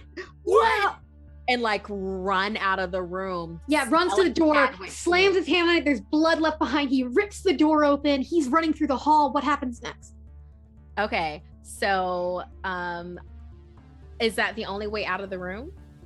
There's also that side hallway that goes kind of a different route through the house that not many people are using. Okay.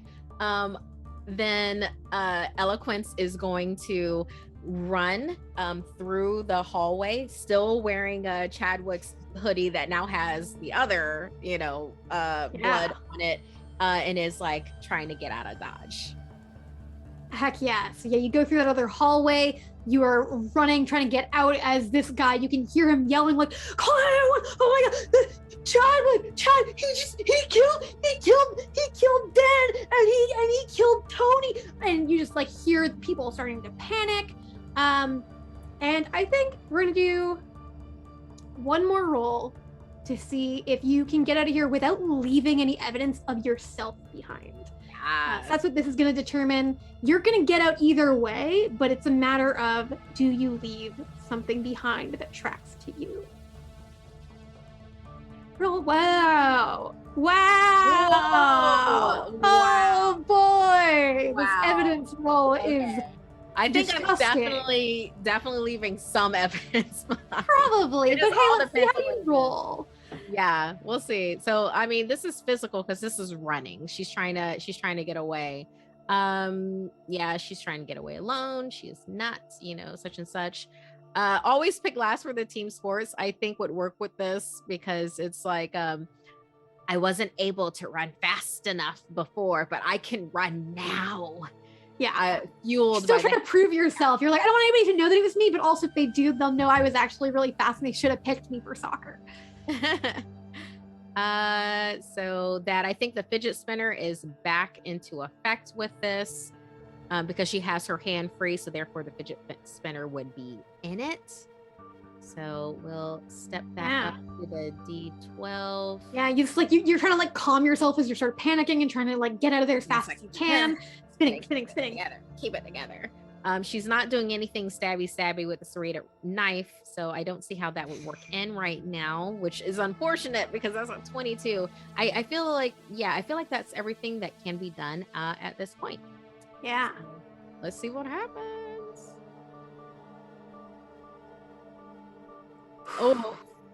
Oof.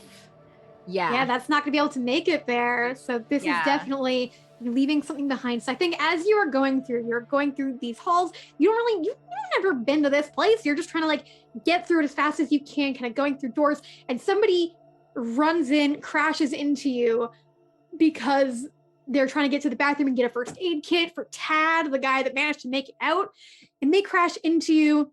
They're like, oh, and they kind of like, they see the hoodie, but your mask has gotten a little bit askew, and they kind of see the corner of your mouth. They see that blue lipstick, and you realize that this is actually somebody that you're familiar with. This is pretty much your only, your school friend. It's not somebody that you're super close with, but it's like the only person at school that is sort of like the person you would hang out with. What is their name?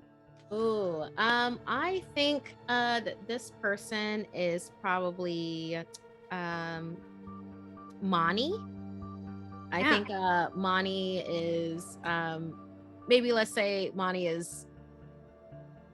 was freshly new to the school, so didn't know that eloquence was like super weird and no one really, and then just ended up liking eloquence as a person. So yeah, besides her college tutor, eloquence would count Mani as her friend. And it's like he's a very chill dude that would easily be able to climb the social ladder if he wanted to, but it doesn't seem to be important to him. Totally. So yeah, he crashes into you, kind of sees that little bit of blue lipstick and just like freezes, and it's like, Mellie, what do you do in that moment?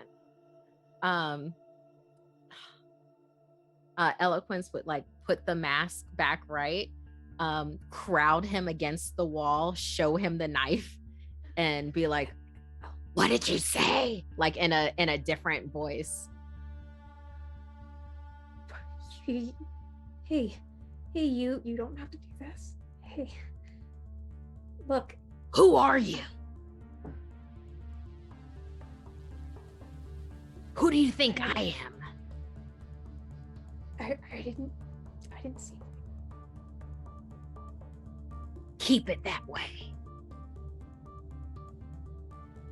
And then she's gonna leave. Okay, you dash out, and we again cut back to the house where like the HOA still trying to get in, like nobody's answering. So now she's like calling, and she's called Tabitha's parents are not answering because they're on some cruise or vacay of some kind. So she ends up calling Tabitha. So as you are getting out of this, as you're getting back into Chad's car, starting to drive, and Tabitha's phone, the duplicated phone on yours, begins to ring. And you see it's like HOA bitch is like the name of the person who's calling on her contacts. What do you do? I'm going to do that swipe up for the messages. Be like, hey, I can't talk, but I can text. What's up? Yeah, sweet. It like stops ringing, and then you get a response that's like, loud music, people in bush, is it you? Question mark, question mark. I'll do I'm so sorry, Chadwick. I'm so sorry. My boyfriend is at my place. I'm not there. I'm at work. Heading out now. And you get this like long multi-paragraph response of like, this is against HOA. This is all you've agreed to these things. And it's like quotes from like the contracts, like, if you don't get this fixed right now, we're going to have a problem. Just this. Yeah. All of the things you expect from like an HOA. And yeah, just respond with a so sorry. This will get fixed. I promise. Excellent. And I think this is going to be another role of trying to, because if this lady is convinced by this, if she's kind of pacified by this, she's going to leave. Otherwise, when you get there, she's still going to be there trying to get into this house. So how much can you pacify this woman? I have so many dice now, including a D12. Oh boy, let's see how I roll. My goodness. Okay, I got an 18. I do have an opportunity there, but both of your assets are already D12s. So, I mean, just keep your plot points. Okay. Use them for something. Yeah, so is there anything that I can do for an additional asset? So you could spend a plot point to make a D6 asset. You can do that at any time. And then, yeah, like order of operations, I mean, like it would need to be made before, but I think you can just make a D6 asset. It's just going to cost you 2 plot points, 1 to make the asset and then 1 to buy the opportunity. But before you do that, because I'm going to make this harder on you, so you might want those plot points. Okay. Because one thing I can do is these dice also work as my plot points. And so I'm going to spend one. I'm going to spend this D8 here to add another die to my total. Ooh. Now, once this is done, I lose that die. That die is gone. Okay. But for this moment, I now have a 24 for you to beat. Wow. Yeah, that is a lot. Okay. So with that hitch, then I'm able to use that to do another asset, or I have to do 2 to make an asset. Okay, so I'm gonna use that hitch and one of the 2 plot points that I have to make another asset. Okay, what do you want to call that? I'm going to pull back on the trick or treat software with this. Yeah. Because I want to distract this person from HOA with something else in their life. Yeah, a bigger thing than this loud music. Totally.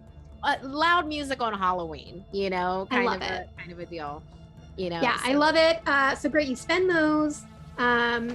Love it as well. If you want to, when you're doing this, because now you've used those plot points. Again, if you do hinder something, you can get another plot point to spend after you've rolled. So if you want to try a hinder, just to make sure that you know that that's an option. Okay, thank you. All right, so I am definitely using the trick or treat software with this. So I would like to do mental for this role. She's doing it alone. She does everything alone. I'm gonna do the Mad Genius Tech Prodigy with this because that is literally she's using what she's used before in the past. She's using the fidget spinner while she's doing it. That's how gotta concentrate. That's how she concentrates. That's how she operates. And you know what? I totally get it. So that she's not using the serrated knife, but she is using the trick or treat software. So that is the D6 that is coming in. Yeah, you used 2 plot points, right? You bought my opportunity as well? Yes. Yeah, so that's stepped up to a D8. So you have D8 for your trick or treat software. Okay, so let me put that up to a D8 and let's see what happens. Does it work? Oh, I have 1 more plot point left. In Cortex, you have to beat it to yeet it, and you can only tie it. So this is not going to be a success. You kind of try to start something else that's happening. But she's really focused. She's like referring to the contract and just focusing on this right now because she's like, I'm making a big problem out of this. I'm not gonna stop. So she doesn't see the notifications come in at this other stuff happening. So I'm gonna go ahead. I'm gonna buy that hitch from you, and I will step up my last D8 because I spent one up to a 10. I got 4 10s, 112. Oof. And so I've got a lot of dice left as you're making your way back. You're sending these notifications and she's like dismissing. She's angry. But one of the benefits that does happen is like she's kind of stopped knocking at the door and like trying to get in, being that nosy. And she's even standing next to the rock that has the key under it. She was kind of like looking under a few others. Didn't get to that one yet. But mentioning to herself as well, like, if there's a key under one of these, that's also a violation of our security protocols. And you pull up in that car and you can just see her under like the porch light, just furiously texting, and you are receiving all these notifications on Tabitha's phone. So you've got the garage there. You've got her outside. What do you do? I am going to send a text message to her, duping Tabitha's phone, where it's like help, call 911. Chadwick attacked me behind my work.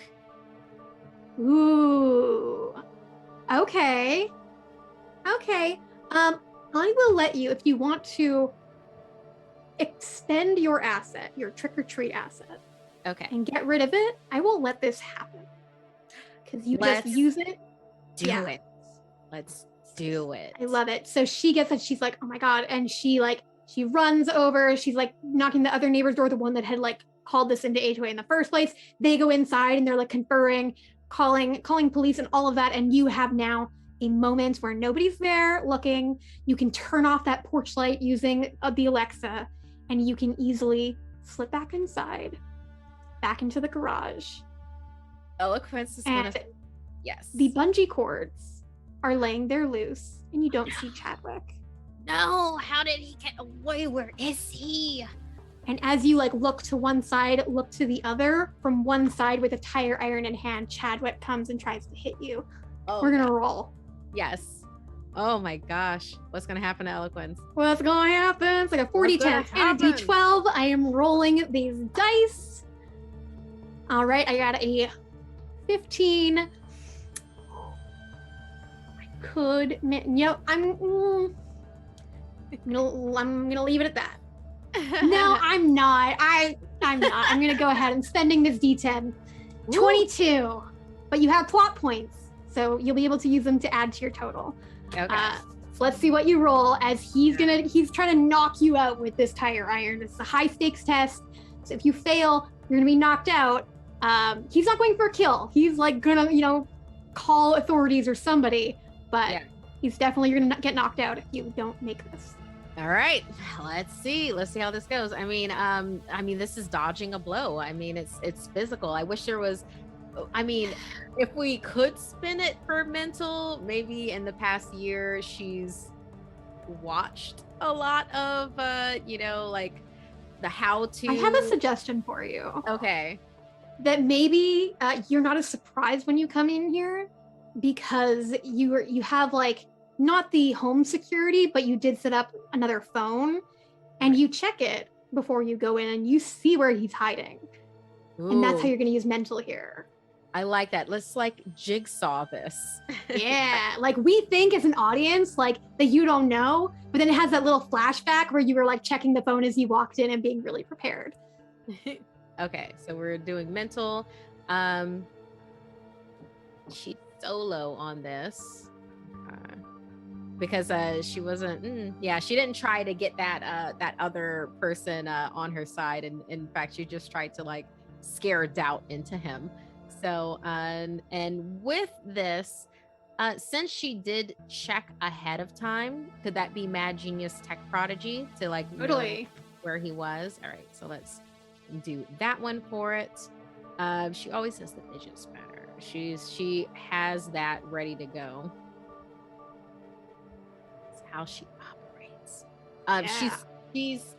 She will be using the serrated knife, but this isn't to wound. This is to psych out and surprise. Totally. So, and that's at a D12 now, yeah? That's at a D12 now. Okay. That's 3 D12s in this pool. Ooh. It could be really good. If you get hitches, though, it could be really good for me. Let's see. Oh, I got one hitch, and How many plot points do you have? it's hard to get off of this. I believe I had one or two. I'm sorry, I can pull it up on my screen, the GM screen. You got 2, so you can move both of those remaining dice over, which gives you a 24. Well, because what did you get? I got a 22. Yeah, moving my effect dice over gets me to 22, but I have to beat, so I'm gonna use all of my plot points, all of them, to make this happen. But I still have that hitch. That's all you. Yeah, amazing. I will buy that, so you're back up to 1 plot point. I've got 2d12s, 3d10s. As he goes to strike at you, and you just kind of like lift that knife up and kind of go like you might stab him in the side, and it does psych him out for that moment because he thought he had you by surprise, but you were so well prepared. And he like blanches for a moment, and then when he strikes, you're easily able to just sidestep it because he's just so like, he is in full adrenaline mode. He is not able to like aim as much as possible. He's also still woozy from the sleep drugs and from the drinks that he's had. And he slams past you, hits the car instead, and tire iron's there, and he's like, he pulls it up to go to face you again. What do you do? She's going to do the same move that she did to Tabitha earlier in the night, going for the pressure points with like the back of the knee, and like back of the knee to bring him down, and then going for the throat, but in the best way. She's trying to make it look like it's all of this has been a murder suicide. Totally, yeah. So yes, he kind of like reaches up like he's gonna block it, and so just scrapes on his arms. He falls back. He tries to kind of get around the vehicle. He's rushing to get to the garage door opener and like hitting it. And as you know, he hits it, the garage door starts to lift up, and you're just kind of walking behind him with the knife. What happens? The garage door is a quarter way up. What happens? Eloquence is going to strip off the hoodie, and jumping on his back, she's going to try to put it on him, dropping the knife in front of them both, and she's just going to start screaming as she's on his back.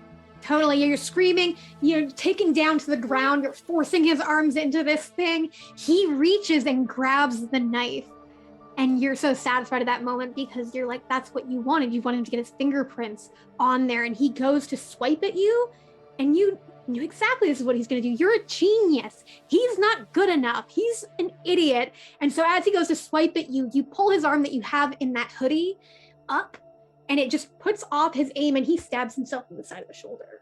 Wow. And he gasps and screams and kind of leans back down onto it. And now he tries to like, he pulls it out, and it just kind of gushes more blood. And he tries to kind of swipe at you again, but he's just getting weaker and weaker. The garage door is about halfway, 3/4 open. What do you do?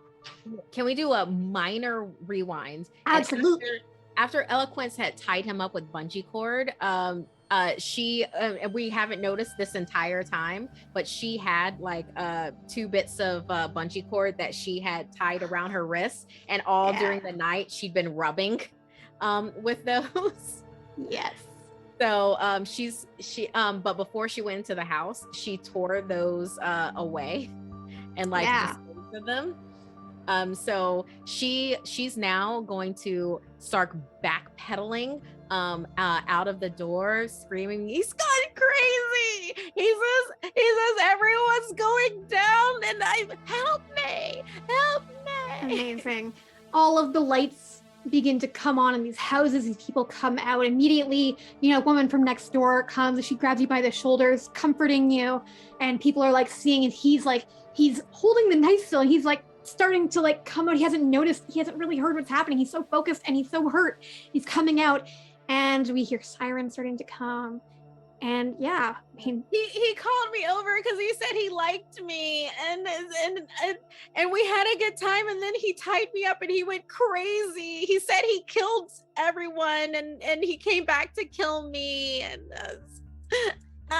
really, it's an open and shut case. I mean, the evidence is all there. The phone calls, the texts from the girlfriend, the bungee cord that has that on it, the knife with the fingerprints. Everything makes sense.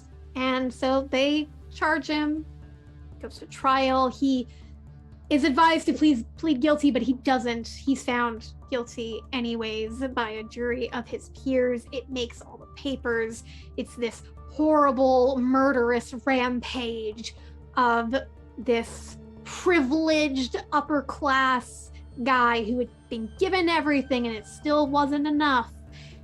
But somebody makes an anonymous tip.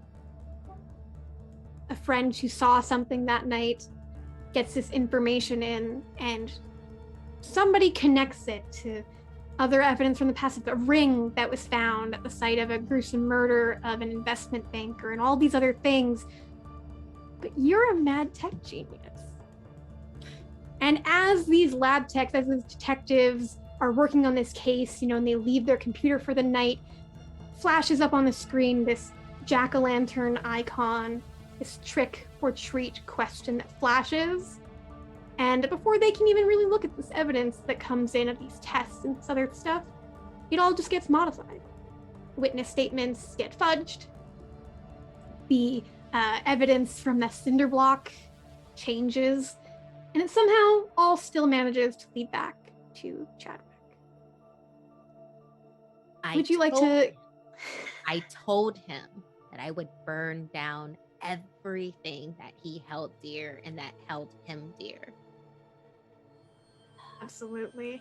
And hey, now that the Loomis Corp is not being run by Bradley Loomis, it ends up going to one of the higher ranking executives, somebody who actually was really impressed by some of the work that you've been doing as an intern and, gives you great recommendations for a scholarship and really wants, as soon as you're done with college, to come back and work for them. Really, everything has worked out for the better for you. Some get tricks and some get treats. How does sort of the rest of your life, and do you still continue down this path of murder? Or is that in the past? I think that this has been an amazing origin story for Eloquence Maxim. And I very much feel like that there is more than likely a sequel of her in college where something else happens and she's treated unfairly. She's gotten away with so much murder already. I don't see how she wouldn't end up doing it again. There's a lot of injustice in the world. So there absolutely is. And hey, they say that there are far more male serial killers in the world, but it just means there are far more male serial killers who've been caught. I would like to thank everybody for joining us for this Roll and Keep Cortex Campfire. You can learn more about Cortex and create and play your own game just like this at cortexrpg.com. You can also head over to our Discord where community can help answer questions. You can find people to play some games with. We'd love to see you in there. And thank you so much to my amazing, incredible camper this week, Markeia. Where can people find more of your amazing self on the internet? Oh, absolutely. I have had such a blast. This is like ridiculous. I'm going to write all of this down. This is becoming a story for my show. I mean, it has to.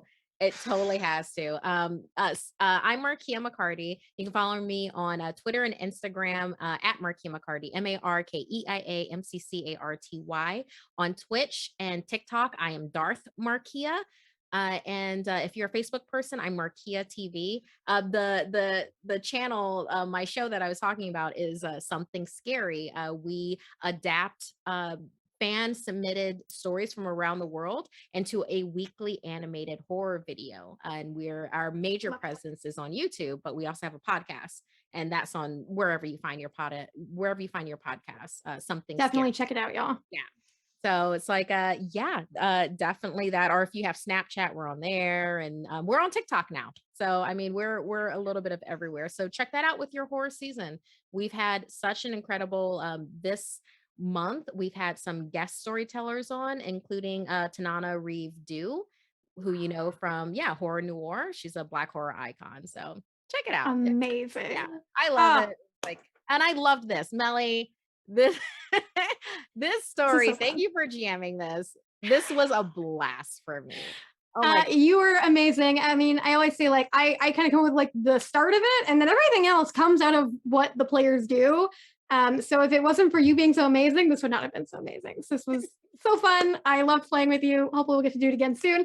And that's it for Cortex Campfire, everybody. You can catch our earlier episodes on cortexrpg.site/YouTube. They're all there. This one will also be there on Monday. And you can tune in for more Roll and Keep next week. We are diving into some Greek mythology, fantasy, and kaiju fun with Eidolon Alpha. I'm going to be GMing the game throughout November with an incredible group featuring Cortex Prime designer Cam Banks and some wonderful guests, D'Angelo Mario, Latia Jaquise, and Sam DeLev. It's going to be so much fun. Until then, have a safe and spooky Halloween, everyone. Good night.